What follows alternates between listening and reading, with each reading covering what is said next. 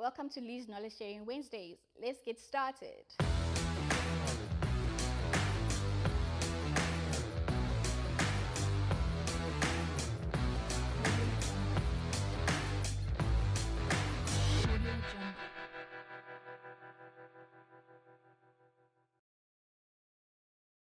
Hi everyone, welcome to Lee's Knowledge Sharing Wednesdays. I am Ulihle Matomane, and today we have Dorcas Pharamela as our guest. Welcome, Dorcas. Thank you. Welcome. So Dorcas will be telling us all about her journey and where she's been, where she currently is, and any challenges that she's faced along the way. Thank you so much for tuning in. Dorcas, if you can tell us about yourself, who you are, what you're about, what you stand for. Hi everyone, as Ricky has already said, my name is Dorcas Pharamela. I'm born and bred in Soweto. I studied at the University of Johannesburg, but prior to that I went to Parktown High School for Girls. They refer to us as the Parktown Prawns. Okay. Completed my matric there in 2006 and then went to the University of Johannesburg where I studied BCom accounting. Did my CTA there, completed. I then went on to do my articles at one of the big four audit firms. I stayed with them for 4 years until I was an audit manager. Okay, and then I got approached by a UK company, and that's when I went abroad, and we've been living there with my family for the past 3 years. And we recently came back due to COVID. Oh yes, yes. So we came back in December, and I thought just to take a break in the current year, but I'll be back in the market soon. All right. Okay. So that's the formal side of you. So you are, who are you? Are you your mommy? I know you have a boy. What do you love? Just the casual side, the more relaxed side. The more relaxed side of life. So I'm a very chilled person, very outgoing, very outspoken, very opinionated, I could say. Is it? I love interacting with people, so I attend a lot of networking events. I love spending time with my family as well, my son, my husband, always doing activities and just always keeping them busy. So yeah, that's me on the little light. What do you stand for? What is the one thing that you say you stand for? People should know Dorcas about this. What's the one thing it's not really like one thing, but how I tend to package it is that with me, you always know where you stand. You wouldn't be confused. If I don't like something, I don't like it. And if I do like something, I like it. But as well, I think I've always just been a believer that there's always been a higher being and a higher source running the show. And I'm just here to just fulfill my purpose. Fulfill your purpose. Yes. All right, that is so beautiful. Okay, Dorcas, you did mention that you did the CTA route. I want us to dwell more on that. But I wanted to find out, before we go onto that admin part of it, you went to the UK. How was that experience? For 3 years, besides the weather, the cold weather, how do you find that? So you said you were approached by a UK company, which is that's also great. So if you could just tell us about the UK experience. Sure. For somebody out there who may be wanting to go, abroad. So how the UK story came about. I was an audit manager, as I mentioned, at one of the big four companies, and I really just wanted to go on secondment. Yes. And at the time, they weren't providing secondments, and I'm just like, guys, I can't wait. Like right now, there's just this thing inside of me that wants to get this international exposure. And so my husband was like, no man, create a LinkedIn profile. I didn't have a LinkedIn profile before. He's like, no man, create a LinkedIn profile. One night we create the LinkedIn profile, we go up. Within a couple of days, not weeks, days, this agency approaches me. She's like, hey, came across your profile. We loved what you're about. Would you be interested in working abroad? I was like, what? I'm like, that your LinkedIn profile should be updated. Mine is not. I'm guilty. Update all the time, all the time. That's important, guys. Let's keep it updated, hey? So then we had a phone call. Then she arranged the interview with the company abroad. I think we went to about maybe 2 or 3 interviews with them.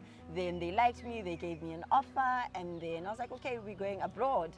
But the challenge was that we had just bought a house in like July, August, in 2017, and then we had also just bought a new car. So literally when the finalization of this offer came in, it was around about in October, and it was like, baby, we need to go. And another thing was that I wasn't willing to leave my family behind. So I was like, at the time he was 2. Yeah. I was like, son, dad, Hubby, we're going, you know. And I think it was the best decision we ever made. Okay. And we left on the 10th of January in 2018. We boarded all our Tambo, and we landed at Heathrow Airport on the 11th. It was cold. Yeah, I can imagine. It was cold. And something that you guys are not really used to. Yeah, because we're from the sun, light, yes, and I think another thing is just something we take for granted is how friendly South African people are. Like Snobuntu, you know, yes, and that wasn't there. Sure. It's and I think when I tend to tell people that it was cold, not just they the weather. don't understand. It's not the weather. The people, the place people, itself. The place itself is very cold. But yeah, we got there. Had a couple of challenges in terms of accommodation, Granted, not knowing that the networks are different, so our phones didn't work. And then we sort of had to get our feet in. You know, we had to build a foundation for ourselves, and that's exactly what we did. And just literally just taking it each day. Each day. But I would say there was a good thing for your career as well. It was. I think just the international exposure on its own. I think there was a point where I had to knock it to myself, where I was like, you're a global professional. Sure, that sounds good. Yeah. That sounds good. Yeah, I was like, okay. Global professional. But I think one thing that also just stood with me was the fact that my dad always prophesied over me. And one of the things he said, one day you'll work. Not overseas. You'll work in London. Are you serious? And you'll earn in pounds. And that happened as he prophesied. That's amazing. That's so beautiful. And so when all of that unfolded, I was just like, wow. This is amazing. Yeah. And hence what? That higher source, that higher being that's always leading and making sure that things are as they should. Yeah. Oh, that's so amazing. Okay, no, that's really great to hear. Okay, we'll be talking about the CA route. And okay, so you are a CA. You know, CA, everyone, it's one of the top careers to be in, you know, the fields, you know, it's like, okay, CA, doctor, lawyer, then I. Yeah. So please tell us about that, your journey in terms of from high school, the subjects you chose, tertiary, what you did, and the board exam, just that journey. If you can just share more on that. But before you do, let's go for a short break. We will be back right after this.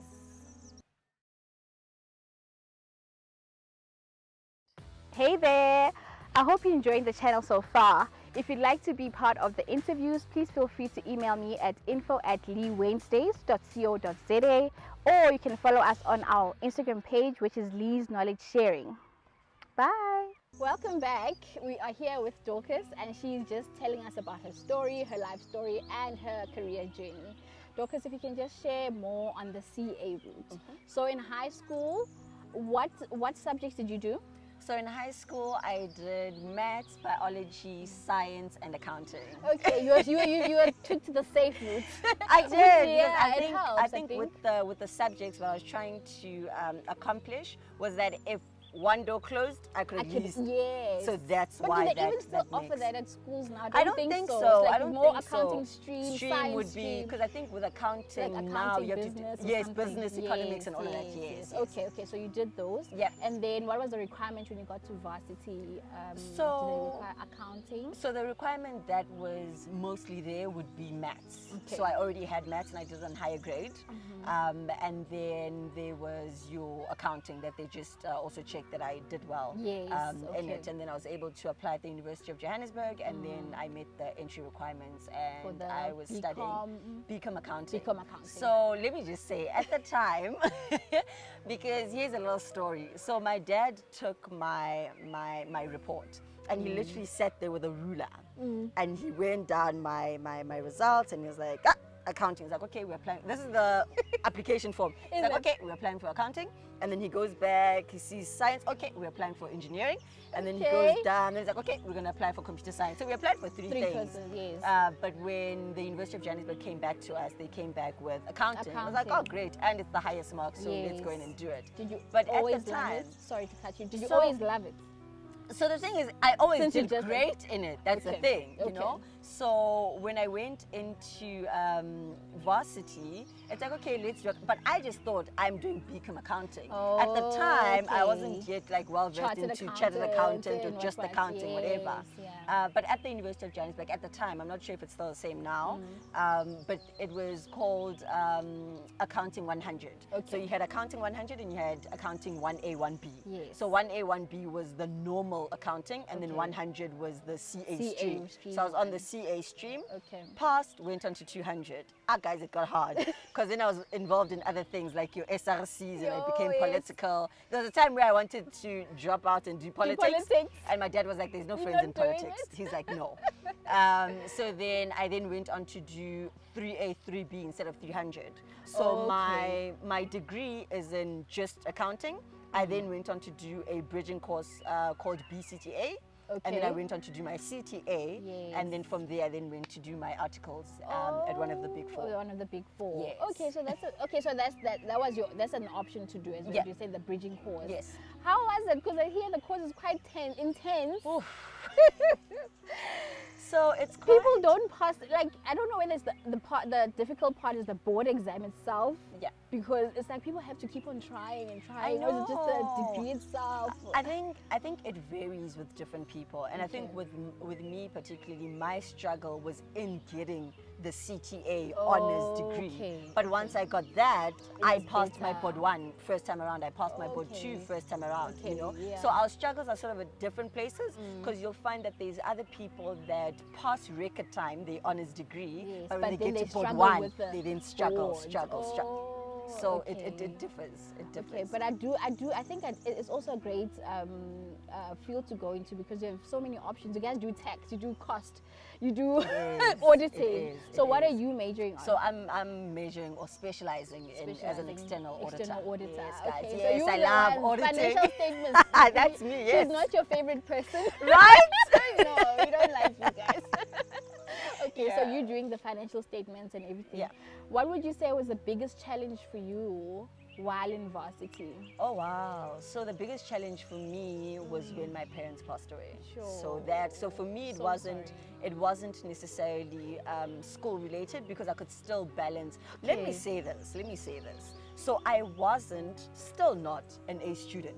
I'm not an A student, Thank and you I for feel saying like that. yes, and I Thank feel like there's a you. misconception with the CA. Yes, because it's all bright stars. Exactly, and I was like, no, guys, Yes. like I was your average 50s, 60s, sometimes 70s kind of person.